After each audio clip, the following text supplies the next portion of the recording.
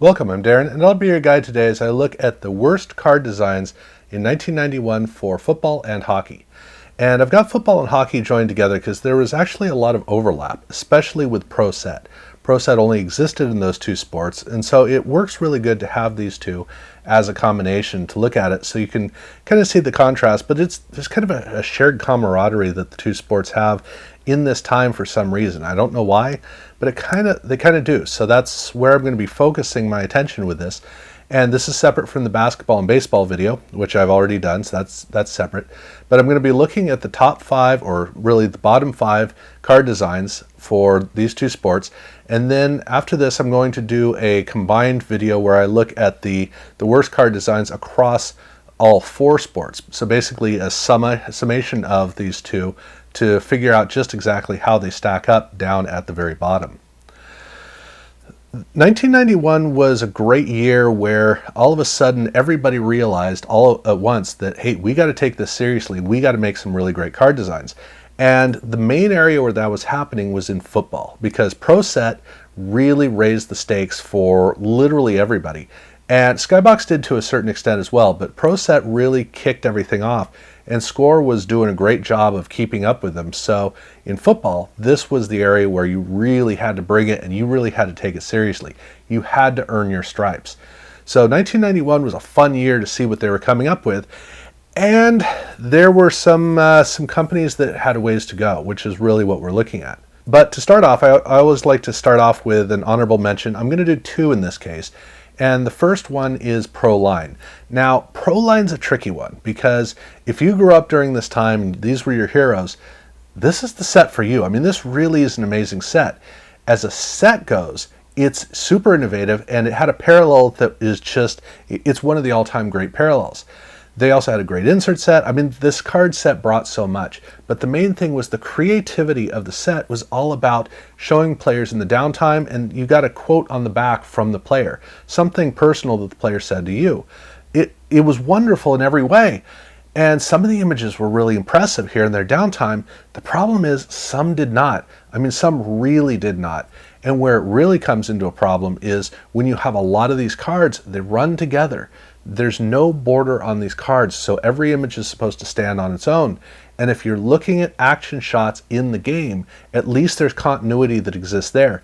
Here, there's none. So this is one of those card sets that if you have the opportunity to love it, if everything lines up right, it's such an amazing set.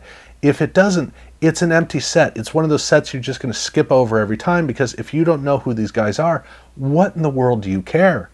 I grew up, this was my time as a football fan. So when I look at this, these were the guys I knew. I understood them. I understand how to read their value, their significance, the place on their team, within the league, etc.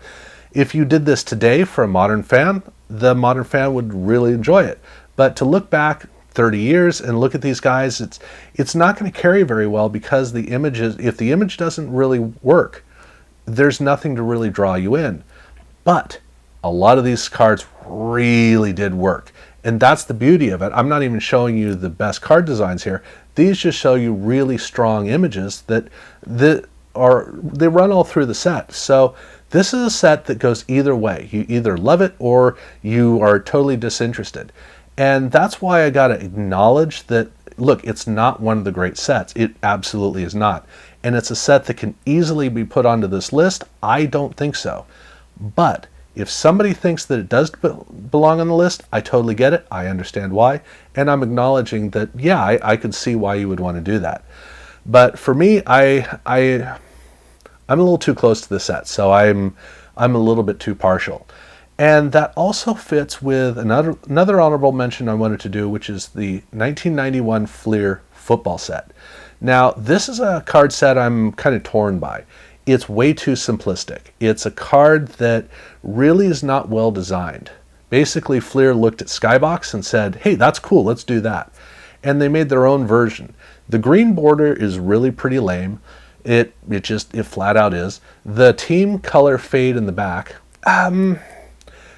I actually kind of like it, but that really runs together with, when you put all the cards together in a binder, they really don't look very good. Unfortunately, that's just the nature of it, because the whole point of this card is the silhouette or the cutout shot of the player. That's it.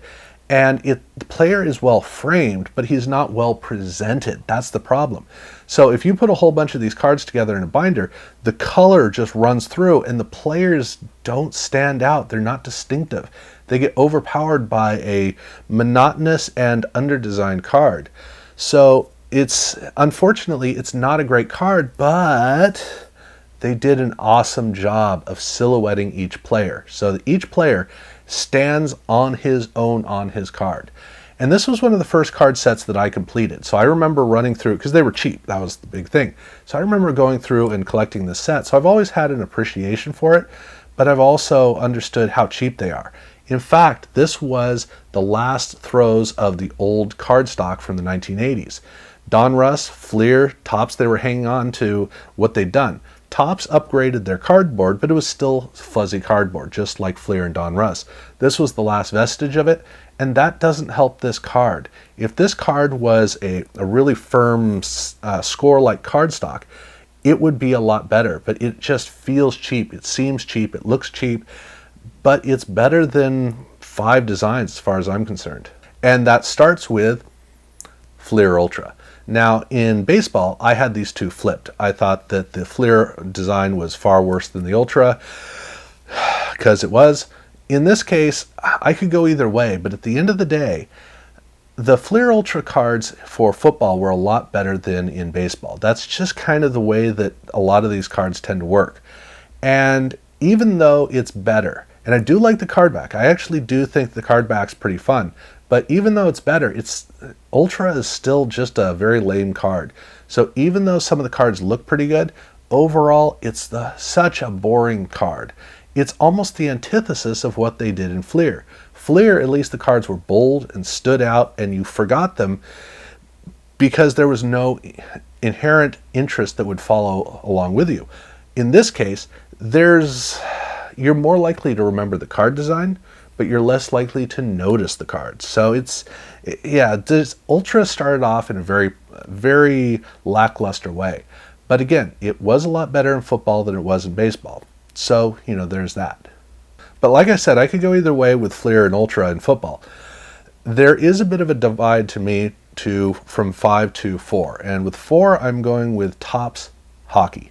Now, in 1991, Topps they were in kind of a tricky spot because they still wanted to be making cardboard cards that were cheap. That were pretty much the way they'd always been doing cards. But at the same time, this was their 40th anniversary of making professional cards. And so they wanted to do something to celebrate that and to use that as an opportunity to not remind people of the great card company they were, but we were a whole new group of collectors we were coming up in a world where Topps was the bottom of the barrel. Topps and Flir, those were the bottom of the barrel. And so Topps needed to rejuvenate its image for card collectors, and that's what the 1991 set was geared up for. Also, though, they did it around baseball because it's Topps baseball, of course they're going to do it. So the baseball cards tend to come out better than the other sports. I think the football cards actually are really good. The hockey cards, I think they are an absolute waste. And the reason that they are a waste is because photographing hockey is difficult.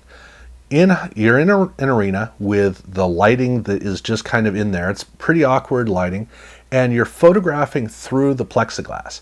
I feel really sorry for whatever photographer managed to finagle his way onto the other side of the plexiglass to get better shots.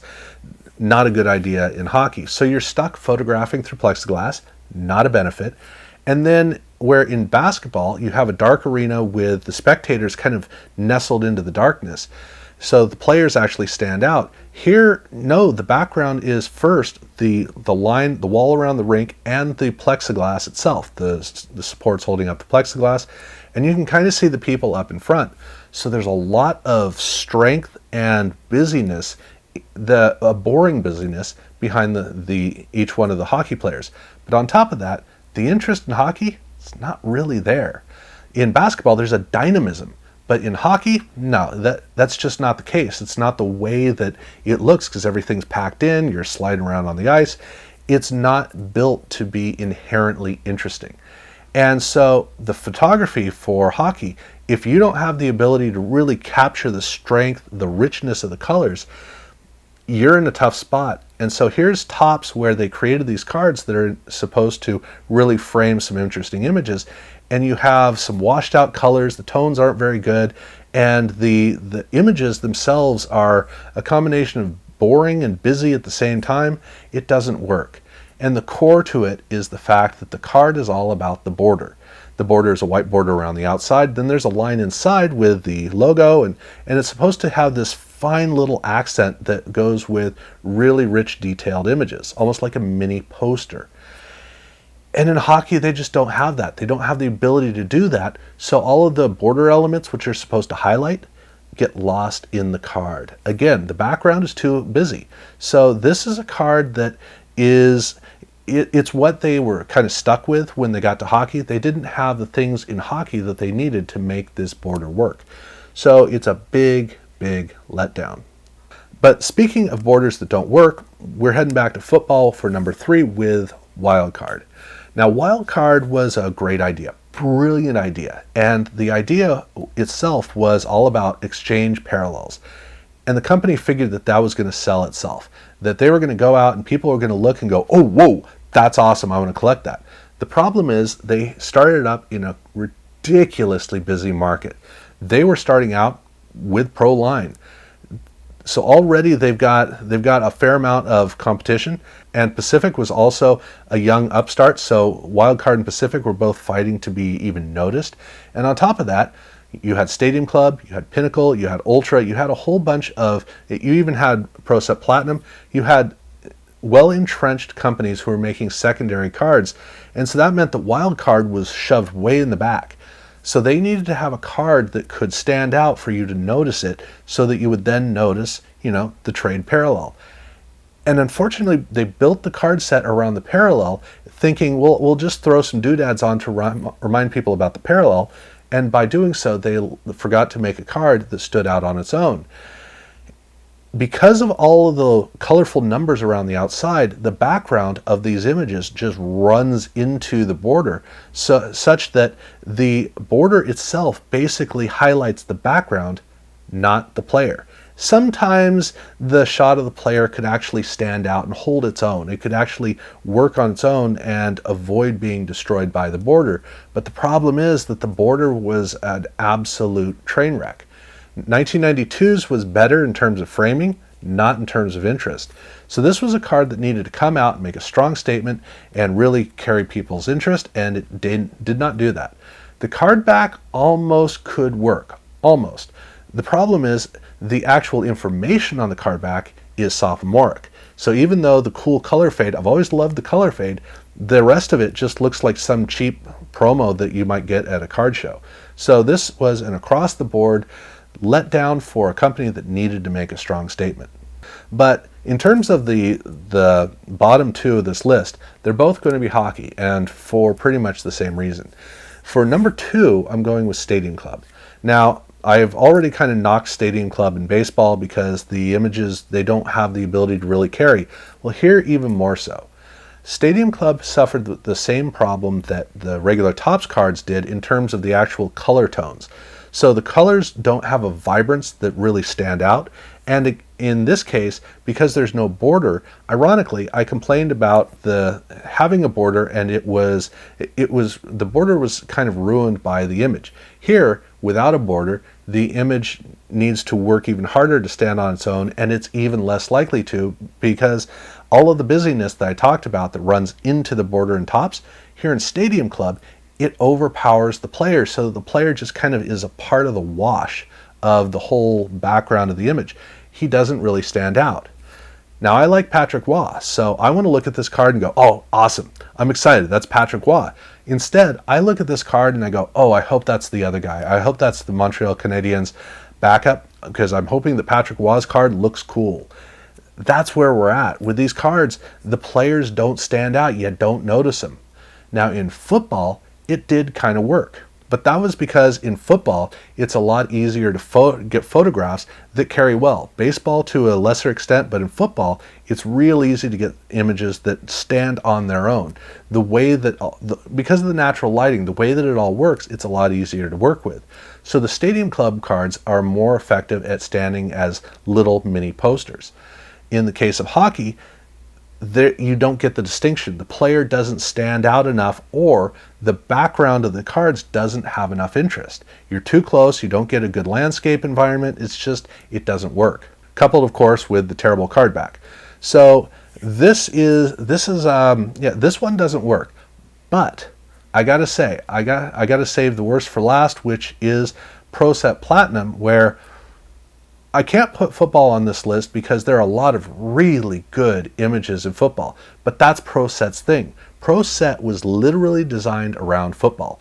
Their whole focus was on football. They knew how to work with that. And while they became kind of the hockey card company as well, working with hockey is difficult, and they never quite got in the same rhythm. So with the Pro Set Platinum football cards, the whole point was, let's really showcase the image. And they knew how to get the images to showcase. In the case of hockey, it didn't work that way because they don't have the kind of interest. They can't get it from the cards. So you have Sergey Fedorov. Let's get excited about a card of Sergey Fedorov. The problem is, I look at this and I don't really see him in the card. He's just kind of blended in. And it's a mess. That's the way that this whole card set works. Every single card in this card set, the whole background, the player fits into the background, like with Stadium Club, but unlike Stadium Club, which actually had some gold foil, it had some interest and it had a better card stock. Here they don't even quite have that, and so all of these cards just blend in with the background. A big failure. It did not work. So that's where I've got the bottom 5 of the tops of the football and of the hockey cards. So again, I'm going to combine these together in another video. I'm going to look at what really is the full true bottom of the barrel for 1991.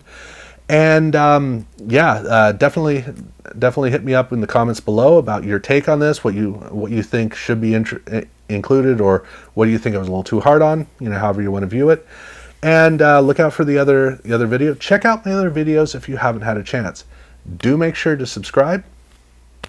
And thank you very much for watching.